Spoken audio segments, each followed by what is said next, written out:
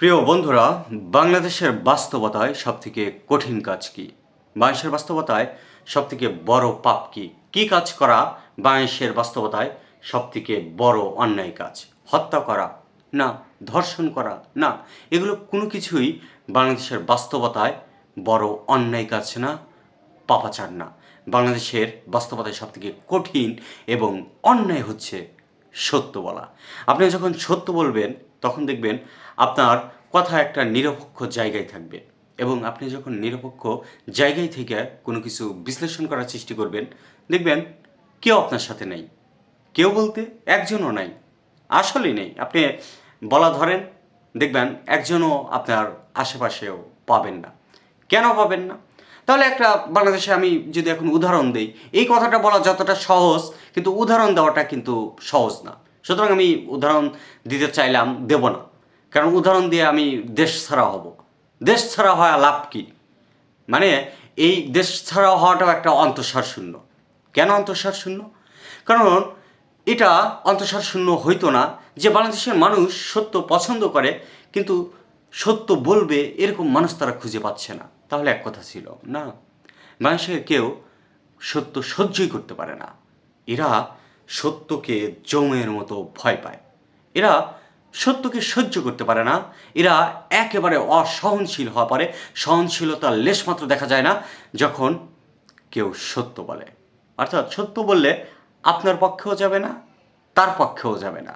মানে সত্য সত্য খুব আসলে কি বলবো, একটা বেহায়া। ও এমন একটা চরিত্র, খুবই দুষ্ট একটা চরিত্র। ও আসলে কারো পক্ষে থাকে না। মানে ও যখন বলে তখন সমান তলে সবার বিপক্ষে যায়। এটা একটা মহাবিপদ। তো জনগণ আসলে এদেশের জনগণ এমন সকলে, এরা শুধু চায় যে সব কথা শুধু তার পক্ষে যাবে, একটাও বিপক্ষে যাবে না। তো আপনি ৯টা কথা বলবেন তার পক্ষে গেছে, একটা কথা তার বিপক্ষে যাবে, আপনি চরম খারাপ, আপনি অমুকের এজেন্ট, তমুকের স্পাইগিরি করছেন, এটা সেটা নানান কথা বলবে। তো বাংলাদেশের বাস্তবতায় আপনাকে বুঝতে হবে, আমি উদাহরণ দেব না। আমি যদি উদাহরণ দিই, দু চারটা সত্য উদাহরণ দিই, আমি টিকতে পারবো না, এবং আমাকে দেশ ছাড়া হতে হবে। আমি আগেও বললাম, দেশ ছাড়া হয় লাভ কি? অন্তঃসার শূন্য।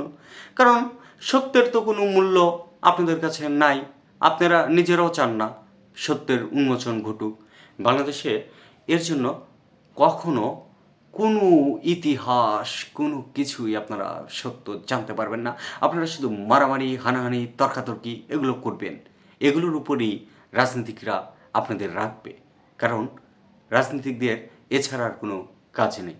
তাদের কাজই আপনাদেরকে দিয়ে এই খেলাটায় লিপ্ত রাখা। এই খেলাটা কি? একটা মিথ্যাচারের খেলা। অর্থাৎ এটাকে আমি কি বলবো, এটাকে বলে শুভঙ্করের ফাঁকি।